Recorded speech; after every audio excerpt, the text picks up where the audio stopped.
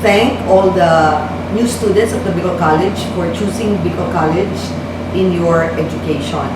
We welcome you and we assure you that it will be an enjoyable 4-year stay in this venerable institution. And I'd like to mention that we've been home for 80 years already for top-notchers, and we've been giving affordable quality education.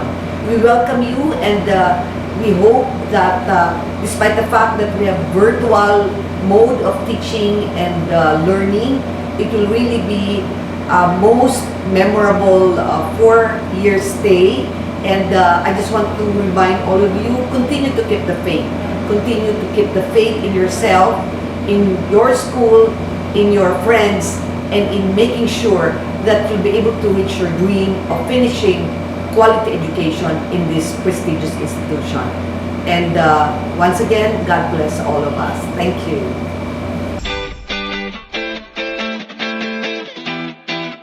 Welcome to this online orientation program of Bicol College for the school year 2021-2022.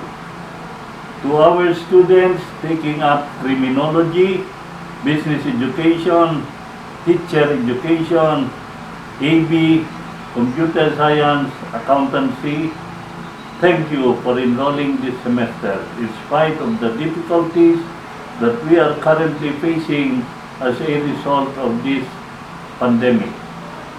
Hopefully, things will get better in the near future. I'm sure that your mentors will be doing their best to impart their teachings to you, my dear students, so as to give to you the quality education which you all deserve to receive. More so, we don't have face-to-face classes as of this moment.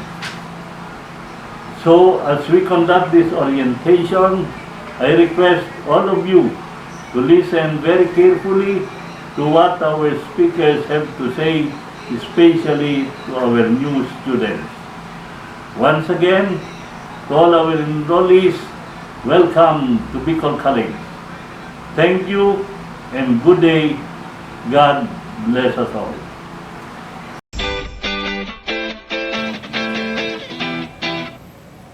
A blessed day, my dear Visayans. Welcome to academic year 2021-2022. First of all, let me congratulate the old students for surviving the first ever online classes for academic year 2020-2021. We understand the Herculean challenges both students and professors faced and will still be facing this school year.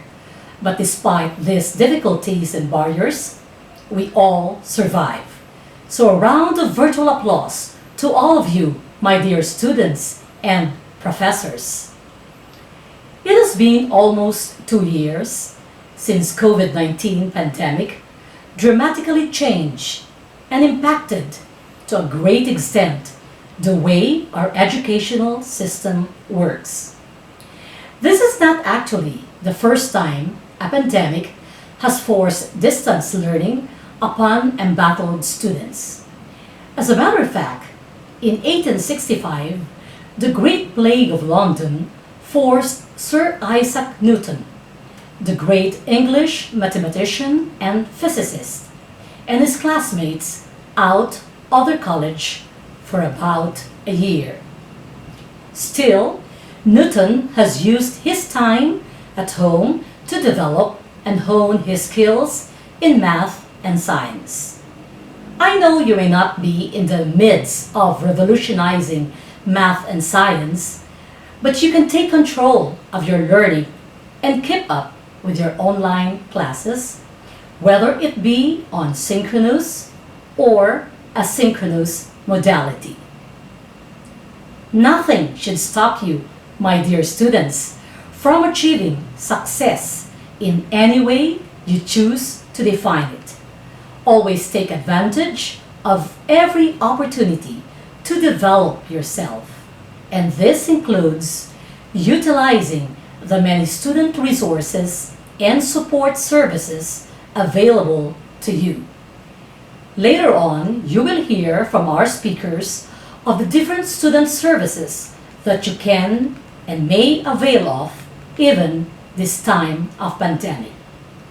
As far as the Office of Student Affairs is concerned, we will be having online student activities such as the upcoming departmental and Board of Students election next month, induction and oath-taking ceremony, and a series of meaningful webinars. Registration is free, of course, on health, wellness, campus journalism, and other related student interests and concerns. Just bear in mind, my dear students, that the Bicol College community is here to assist you every step of the way in your academic journey. We are here to work with you hand in hand to maximize your potentials and discover what you can do best. So, as students, continue to study hard, as academic excellence should not be compromised. I hope you will excel in your studies, not just to make your parents and your mentors proud and happy, but to guarantee your future. Nobody said that online learning would be easy, with different factors and barriers to consider, such as the unstable internet connectivity, electric power interruption, conflict with home responsibilities, poor learning environment, physical and mental health compromises, and financial struggles. But with a right and positive attitude towards learning, you will realize that all your sleepless nights and hard work will all be worth it. To be able to thrive in the switch to online learning, stay disciplined, focus, be flexible and resourceful, and manage your time wisely. While change can be thought-provoking and often stressful, it offers us the opportunity to rise above the challenges that this pandemic brought us, so that when the time comes, we can emerge as better and stronger versions of ourselves, ready to conquer the outside world. On this note, I would like to thank you, my dear students, for choosing Bicol College, the first bright star of Albay, as your school. I sincerely wish everyone a fruitful and productive virtual academic year. Stay healthy and safe.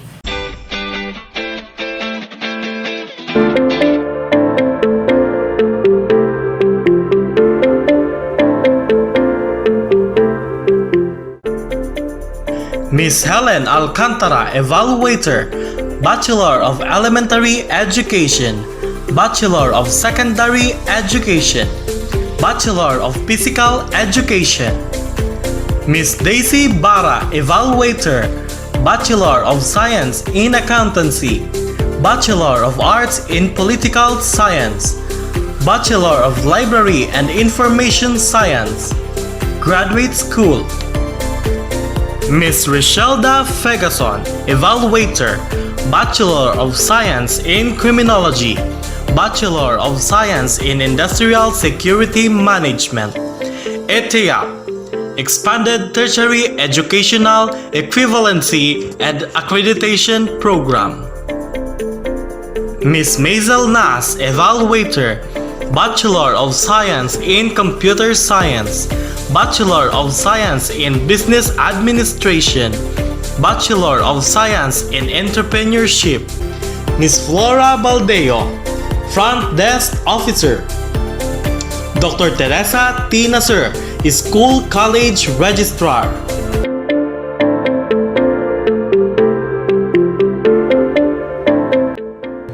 Hello, Bisayans. I'm Dr. Teresa T. Nasser, School College Registrar. I will be discussing about the Registrar's Office policies and procedures. To start with, for enrollment policies, a student is considered officially enrolled only after complying with the following: submitted all required admission credentials, paid a minimum amount of initial payment, and authorized to attend once classes have started, evidenced by his or her name appearing in the official class list issued by the Registrar's Office for the semester. For regular academic load refers to the number and sequence of subject based on the official curriculum. The academic load for the semester will depend on the required units per respective curricular program. All prerequisite courses must be completed prior to enrolling the particular requisite course in the next semester or year level. Course taken ahead of the prerequisite will not be credited. The department dean or program chair is the principal advisor for the academic matters, particularly during enrollment. Class schedule. The Registrar's Office prepares the official schedule of classes. This is posted on the bulletin boards accessible for the students to consult as they prepare their individual schedule for the semester. It is imperative that before enrolling, a student must have a copy of the curriculum for this program and must adhere strictly to the prerequisites and the course sequence. Free copies of the different curricular programs are available in the office of the registrar. Class attendance and absences. The students are expected to attend classes regularly. As per CTED regulations, absences should not exceed 20% of the equivalent number of class hours or 10 absences. A student who receives more than 2 failing marks shall be subjected for evaluation by the Dean, Program Chair, with regards to his or her academic status prior to her enrollment for the next semester. Classes missed due to late enrollment is counted as absent. The student is considered absent if she is officially enrolled but does not attend her classes. The student is considered late for class if she comes in 15 minutes after the scheduled start of classes and marked absent after 30 minutes. Examination. The students are required to take all prescribed examinations, preliminary, midterm, and final as scheduled. Students who fail to take the major examinations will only be given a special exam with a fee of 100 pesos per subject, and after presenting a written approval from the dean within 1 week after the scheduled major exam. Failure to do so, the student will receive a failing mark for that particular examination. Incomplete grade for final rating should be given to students with no permit and be given 3 months to complete. An incomplete grade means that the class standing is passing but student has failed to complete the course requirements for a reason. If, however, a student who fails to comply with the requirements, he shall be given a no grade credit in the course. Non-completion will mean that the student will re-enroll in the subject and the grade of no grade credit will remain in his official transcript of records. If a student got sick, met an accident, or other emergency cases, will also receive an incomplete grade. A 1-year period is given to complete the incomplete rating upon the presentation of valid medical certificate. For students enrolled in business plan but receive an incomplete grade, should not be allowed to enroll in subject with thesis. They should first complete their incomplete grade for them to enroll in subject with thesis. Cross-enrollment. For valid reasons, students may be allowed to cross-enroll by the institution under the following conditions and guidelines. Graduating students may be allowed to cross-enroll a maximum of 6 units provided that it is not a major course not offered at Bicol College. The description of the course to be taken in another accredited college is similar to that of Bicol College. A permit to cross-enroll form is issued by the Registrar's Office to be noted by the department deans and program chairs. Petition subjects or requested subjects. The reasons for granting requests to open petition courses are the following. There are still enrollees for the closed courses. There are still students who are taking courses but no longer offered because of change in the curriculum. Major courses cannot be cross-enrolled in other schools as a matter of academic policy, and petition courses can be only open if there is a minimum of 8 enrollees, except on a case-to-case basis. Load revisions or adjustment period. Changing, dropping, or adding of courses after enrollment is allowed only for valid reasons, which include changes in schedule of courses resulting in conflicts, opening of petition courses, failure in prerequisite courses, and other similar reasons. For dropping, this procedure is only permitted during the first 2 weeks of the semester, with corresponding percentage of refund for dropping as follows: 75% if dropping is done on the first week of classes, 50% refund if dropping on the second week of classes, and no refund if dropping after the second week of classes. Voluntary withdrawal from Bicol College. As a general rule, a student who withdraws voluntarily from Bicol College within 2 weeks after the opening of classes and has already paid the tuition may be charged 25% of the total amount due for the school terms if he withdraws within the first week of classes, or 50% if he filed within the second week of classes, regardless of whether or not he has actually attended classes. Shifting of program.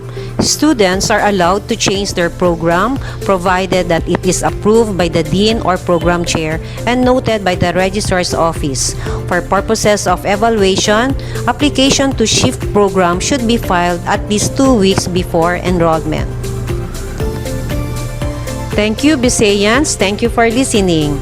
If you have concerns, please email us bicolcollege.registrar@gmail.com. And you may also check our BC Student Manual 2019 to 2024.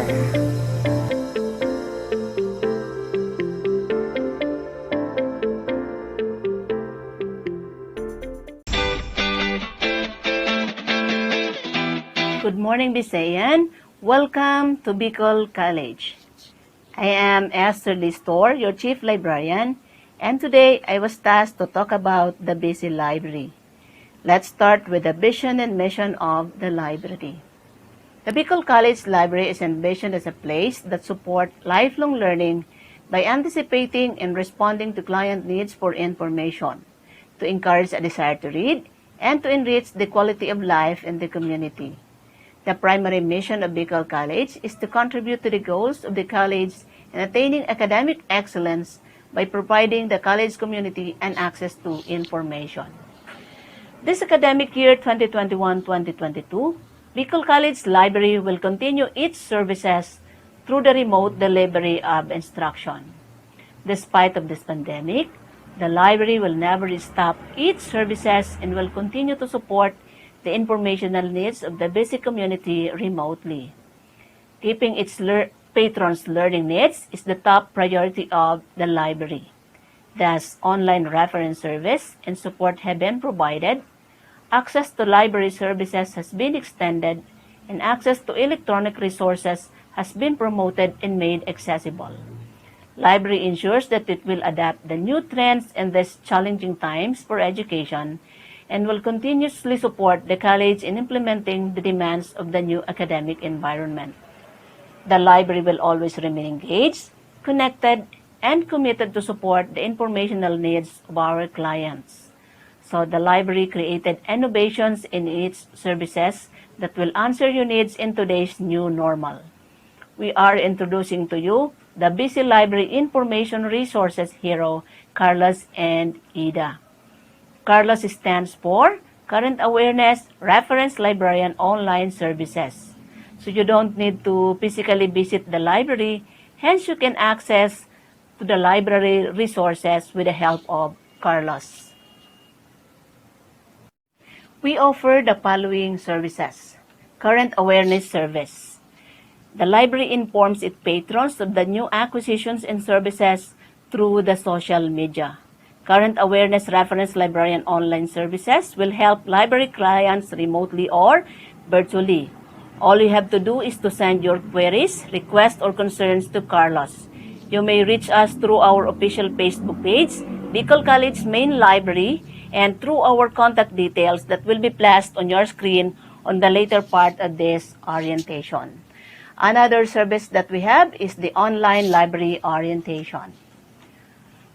These services includes library orientation, online database tutorials, and specialized instruction.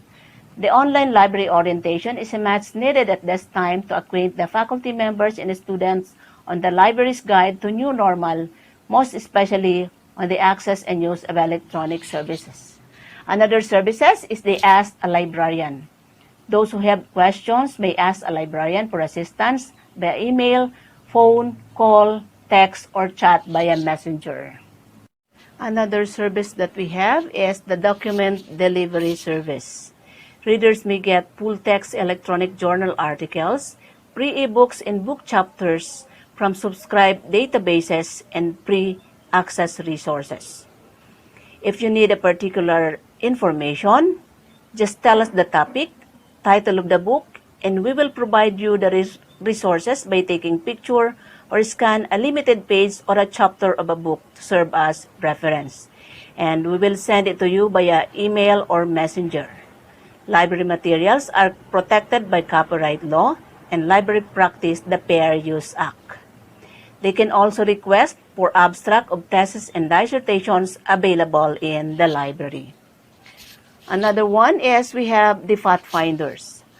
These are list of books per subject or programs that will be very useful if you are looking for books on a particular subject. You can request a copy of this from the librarians. This will be very useful to our faculty members who are preparing their syllabus. Another service that we have is the remote access to e-resources.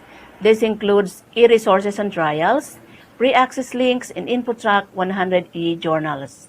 These online resources are accessible anytime and anywhere for free as long as you have a good internet connections. Aside from that, the library is continuously compiling lists of free ebooks with links, and this were uploaded in the official Facebook page of the library. However, if you want to physically visit the library, we still welcome researchers. But then, due to pandemic, we discourage going to the library by group. Hence, we will only accommodate a limited number of clients. We will appreciate greatly if you will inform us in advance so we can already prepare your needed information prior to your visit. So once you are in the library, we have the ED services or the information desk assistance, wherein you can reserve and borrow a book. You can personally transact with the librarian, of course, when you are securing your library clearance. So that is our InfoTrack 100 e-journals.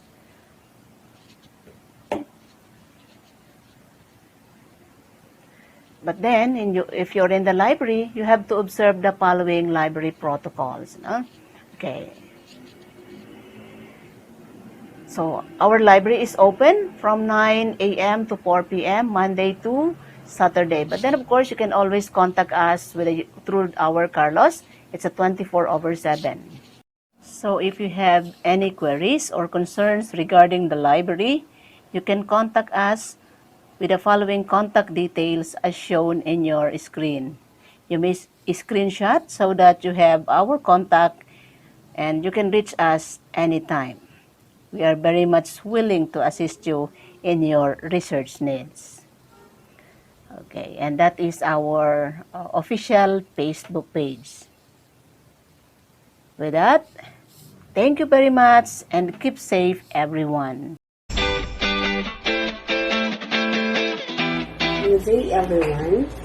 The Bicol College Administration, headed by Dr. Maria Luz T. Macasinag, President, Dr. Pedro T. Marceliano III, Executive Vice President, Mrs. Maria Luisa T. Belista, Corporate Treasurer, Mrs. Maria Teresa M. Archaga, Corporate Auditor, Mrs. Mary Ann T. Lopez, Corporate Secretary, Dr. Teresa Tina, Sir, College Registrar, to the different deans and program chairs, and to my co-speakers and students, a pleasant day to all of you. I am Mrs. Mary Antoinette M. Duterte, the Guidance Coordinator. The major aim of the guidance and counseling services is to encourage students' academic, social, and emotional and personal development. To reach this aim, Guidance Services Department helps students with their daily problems. Now, my dear students, for you to be able to reach the guidance services in the new normal way, we have a Facebook page, BC College Guidance. I will repeat, BC College Guidance. And you can send us message via Messenger. The schedule is from Monday to Friday, from 8 in the morning up to 4 in the afternoon.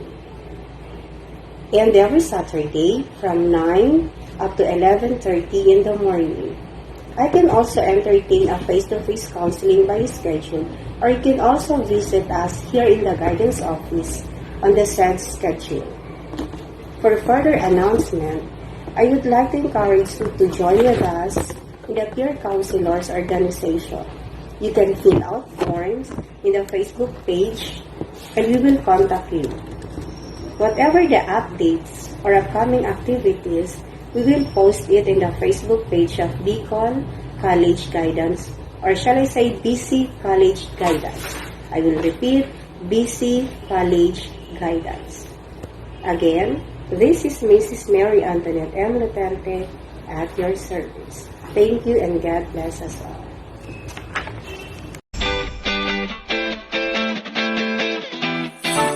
Our world today is changing and changing and changing rapidly. Technology, education, health, eating habits.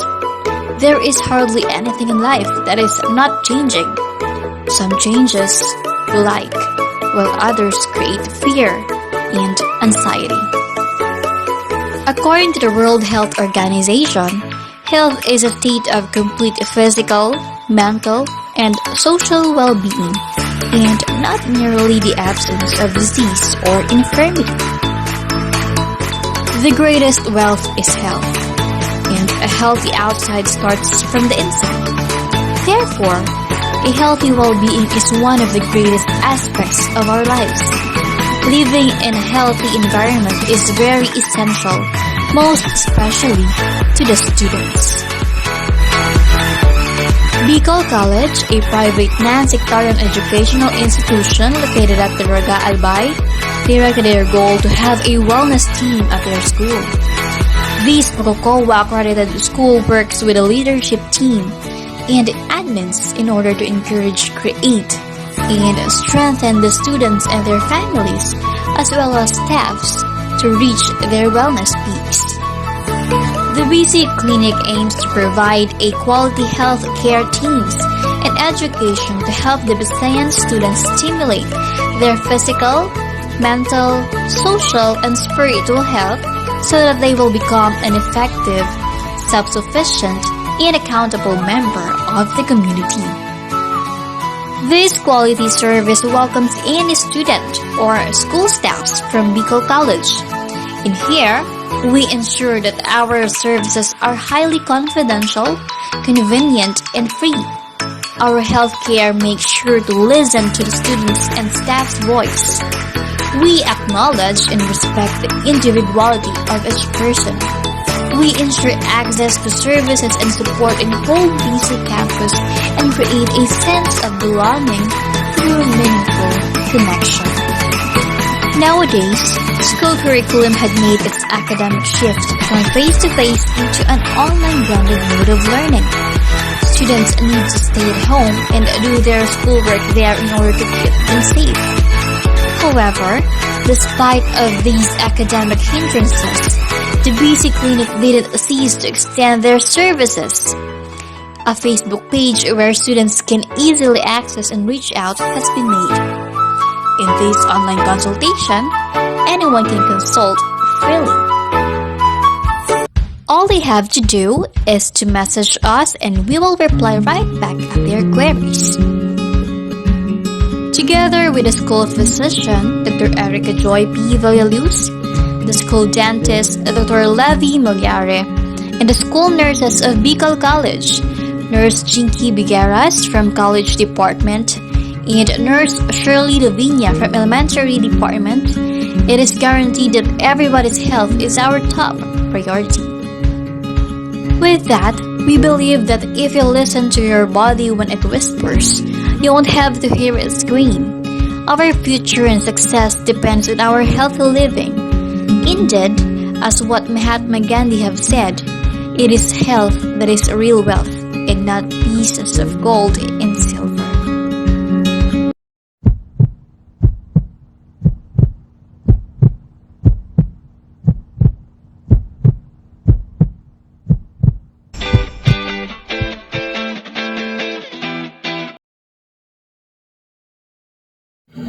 A pleasant and blessed day to everyone. My name is Vicente B. Fernandez. I am the head of the Community Outreach of this institution. The Community Outreach Office is a dynamic and responsive community outreach office working with utmost care toward the total development of the quality of life of the Regaños and beyond.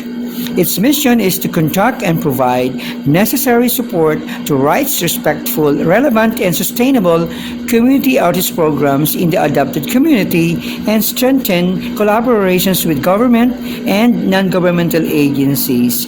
At this time of pandemic, the office, in participations with the different departments, is committed to conduct activities again in the community through the online platform following the Interagency Task Force Protocol against the COVID-19. In this regard, we would like to encourage the teaching, non-teaching staff, and the students to demonstrate the spirit of volunteerism through active participations and cooperations in the realizations of the different community projects in the adopted barangay. Thank you very much.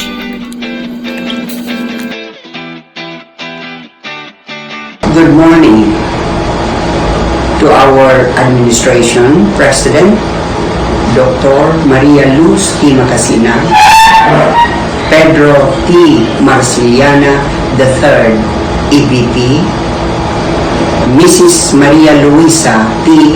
Belista, Corporate Treasurer, Mrs. Maria Teresa M. Arteaga, Corporate Auditor, Miss Mary Ann Lopez, Corporate Secretary, and Dr.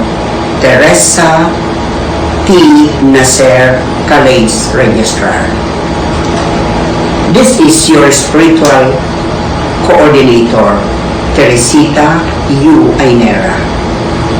Bicol College is a non-sectarian school, yet this institution has good practices which are eminent, particularly Mass held before any occasion and any activities pertaining to religion.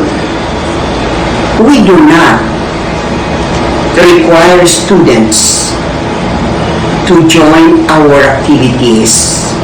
Only we would like you to inform you, dear students, that you are free to practice your own religion, and if you want, you can join us.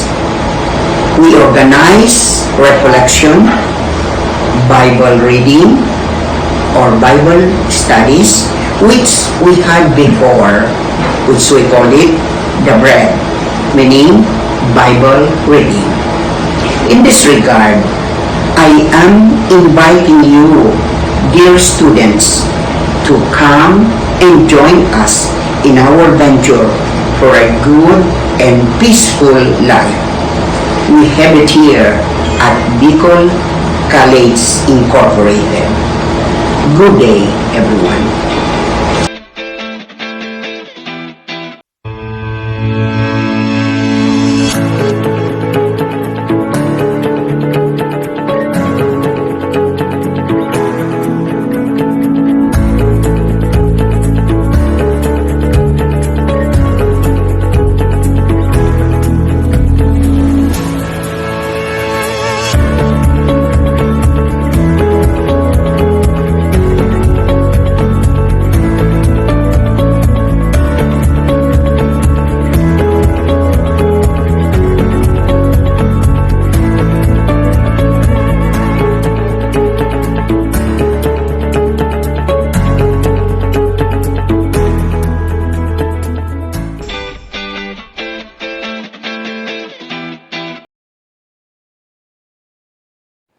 to our dynamic school president, Dr. Maria Luz T. Macasinag, our very supported executive vice president, Dr. Pedro T. Marciana III, Bicol College Board of Directors, our college registrar, Dr. Teresa Nacer, deans of the different department, program chairs, faculty and staff, students, ladies and gentlemen, a pleasant day to each and every one. First of all, my warmest felicitation to the Dean of Student Affairs, Professor Maria Bernarda Trinidad, for organizing this virtual orientation to all students of Bicol College for school year 2021-2022.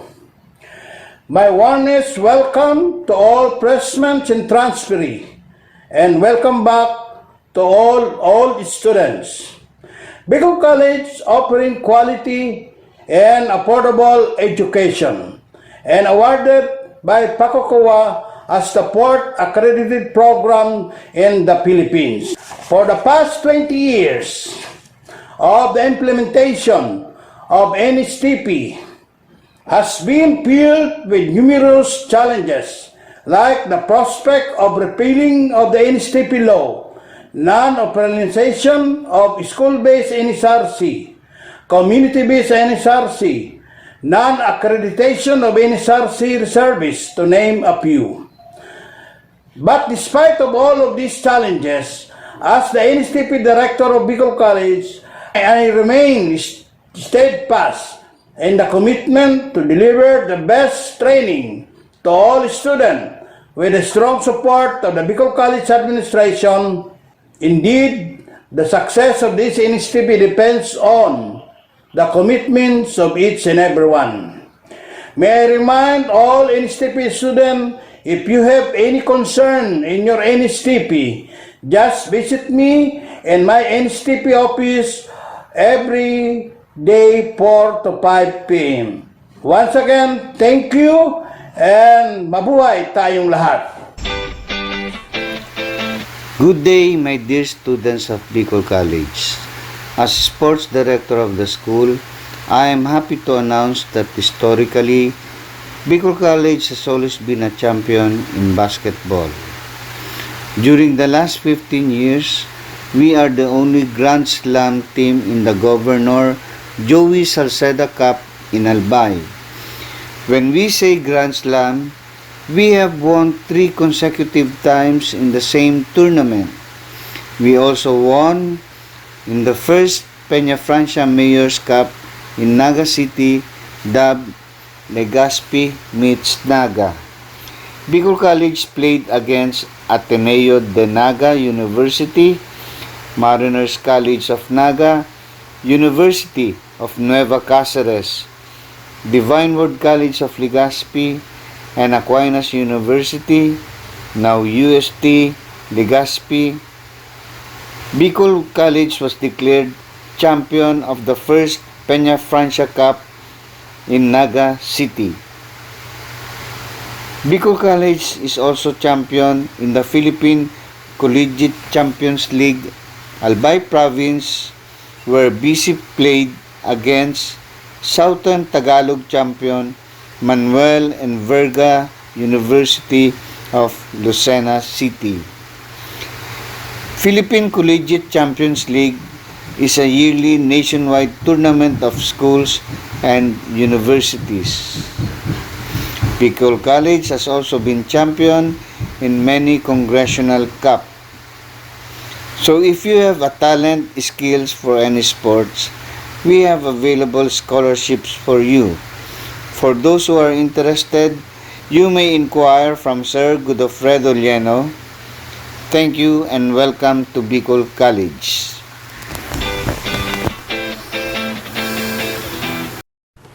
A pleasant day, everyone. I am Dr. Leia M. Marceliana, the head of the Alumni Affairs Office here in Bicol College, Daraga Albay. Welcome back to school in the new normal. I am so glad that you are joining the BC family, and the Alumni Affairs Office welcomes you all this 2021-2022 academic year. I know that many things are different now than they have been in the past, but many things remain the same. BC is still committed to providing quality education even in the new normal. We are still determined to see that all of our students are successful and are thriving not only as students but also as individuals and future leaders of our community. Even though times are uncertain, our commitment to our students and alumni remains the same. As the head of the Alumni Affairs here in Bicol College, as well as in collaboration with the different offices here in BC, we are here to fully support you every step of the way to your academic journey and career development. My office aims for this school year is that every moment counts. Nothing should stop you from achieving success in any way possible. This year, please take advantage of every opportunity to develop yourself. This includes utilizing the many student resources and support services available for you. The objectives of Alumni Office are to ensure quality support to its alumni and all stakeholders of this reputable institution, to actively promote a positive image of the BC to its alumni and maintain the loyalty, goodwill, unity, and camaraderie, as well as support the alumni to the BC community, and finally, to enhance social networking.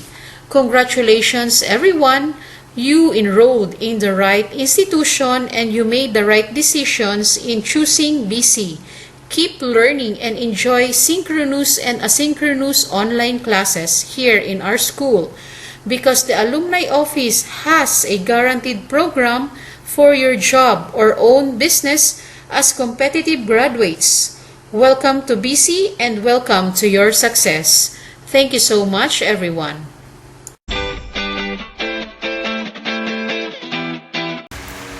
Welcome to Bicol College of Teacher Education.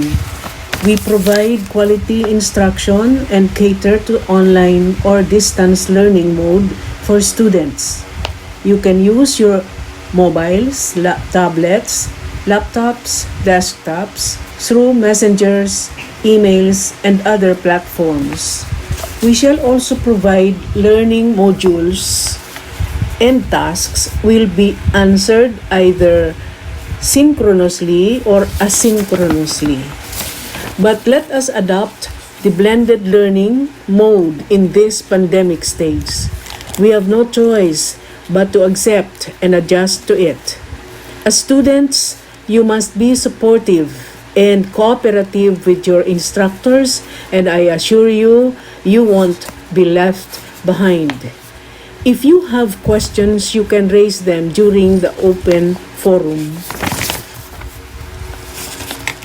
If you have questions, you can raise them during the open forum with the Bicol College administrators who will be visible during that time.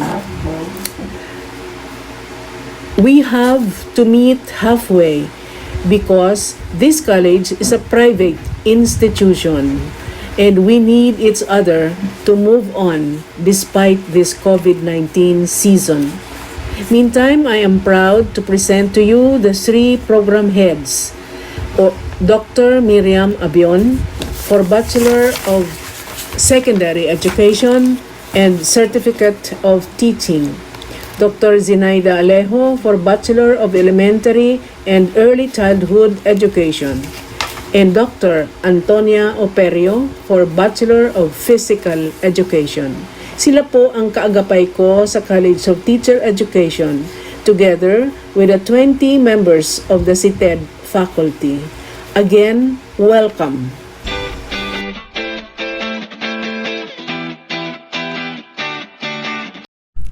A pleasant morning, Bisians. A pleasant morning, Bisians. I am Dr. Miriam Lubiano Abion, faculty in the College of Teacher Education, and the program chair in the Bachelor of Secondary Education. Also, a laboratory coordinator. In our program, we have the following majors: BS Ed, major in Science; BS Ed, major in English; BS Ed, major in Mathematics; BS Ed, major in Filipino; BS Ed, major in Social Studies. We have 9 full-time and 5 part-time faculty teachers in the CTED department, namely Dr. Regida N. Vibar, Dean of the College of Teacher Education; Dr. Zinaida S. Alejo, BE Ed, BSED Program Chair; Dr. Antonio Operio, BPED Program Chair; and yours truly, Program Chair of the Secondary.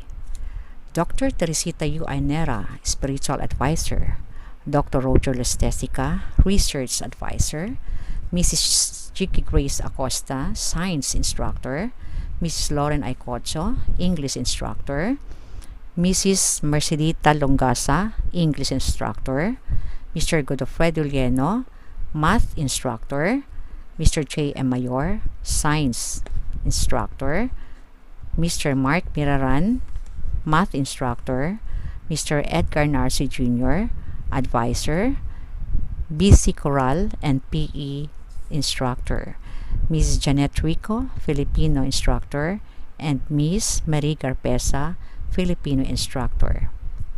Again, welcome to Bicol College. A pleasant day to one and all. I am Dr. Zinaida S. Alejo, Program Chair for the Bachelor of Elementary Education, BE Ed, and Bachelor in Early Childhood Education, BSED. How do this program differ? Both programs prepare education students to teach in the elementary. BE Ed students are being prepared to teach from grades 1 to 6 because BE Ed is a general course, while Bachelor in Early Childhood Education prepares students to teach in the elementary, including the preschool or the kindergarten class. And to become a BSED graduate, you must finish 54 units in early childhood education. So, BE Ed is a general course, but BSED is a course which has a major which is early childhood education or preschool education. Both programs follow the same career path of the Master Teacher Plan. Kindergarten preschool teachers must have earned 54 units in preschool education to qualify one to teach in preschool. The BSED students now, the early childhood education students now, are in safe hands. So BSED students, pass the let, and for sure you will be taken in to teach preschool because there is a dearth of preschool or kindergarten in the field. Thank you very much and good day to everyone.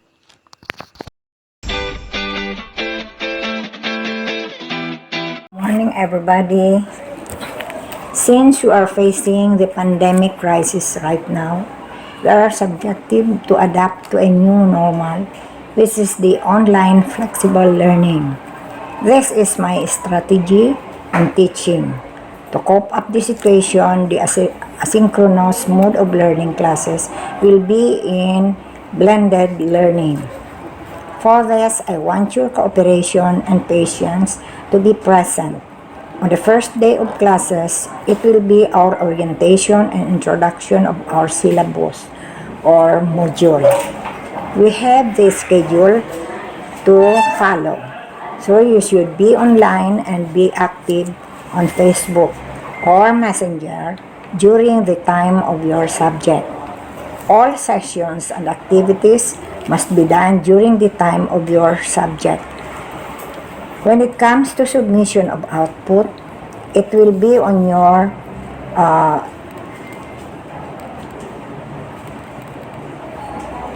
GC. It will be on your GC. You have to bear in mind that my system of giving you grades will be based in your attendance, number 1. Number 2, reports of your assigned topics. Number 3, activities, especially in your physical education, practical presentation. And number 4, the periodic examination and project if required.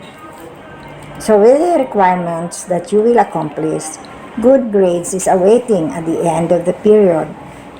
Is it clear to everybody? Good day and good luck to everyone.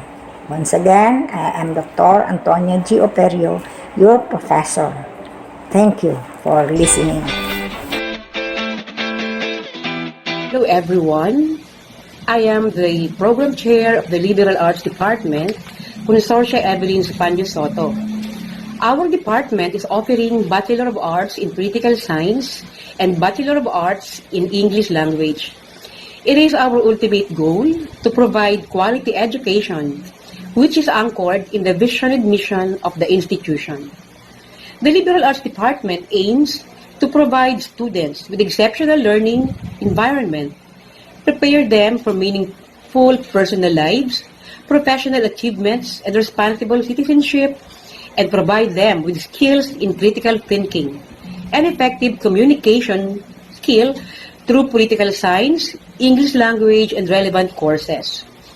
It is also the vision of the Liberal Arts Department to be the leading institution in the Bicol region, molding students to participate and contribute to society's betterment through their knowledge, skills, and intellectual ambition gained from the institution. The Liberal Arts Department has the following objectives. Number 1, to pass professional eligibility examinations. Number 2, to produce competitive graduates that contribute in regional and national development. Number 3, practice political science and the English language in the area of research and policy formulation with full integrity and sense of social responsibility. The following are the program outcomes. Number 1, design and execute political research inquiries using appropriate and quantitative and qualitative methods guided by theories and conceptual paradigm.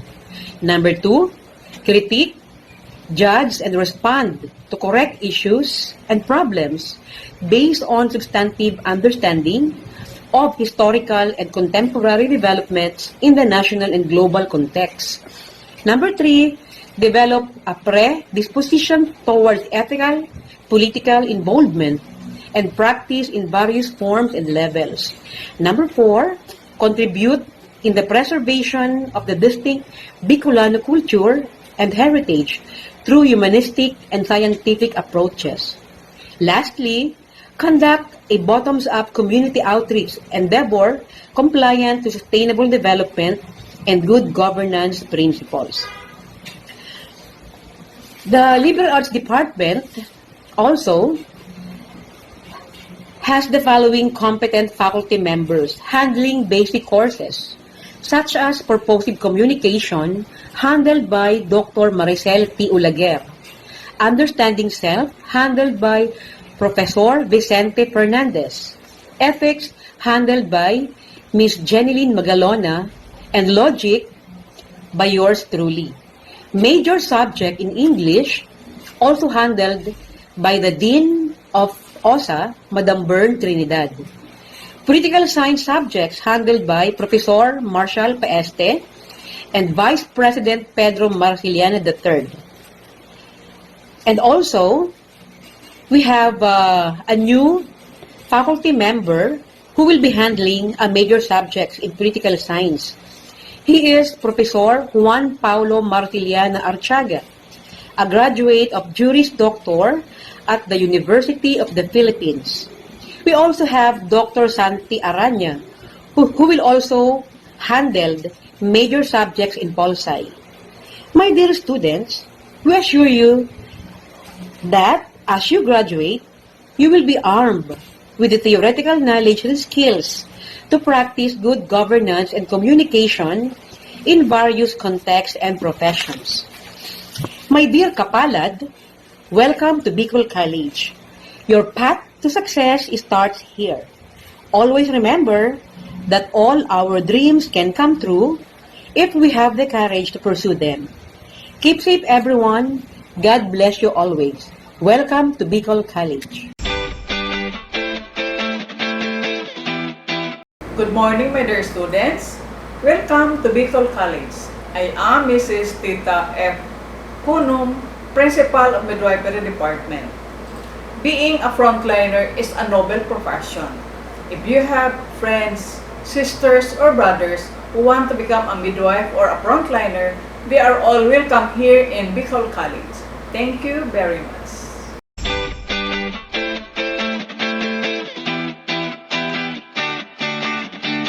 Oh,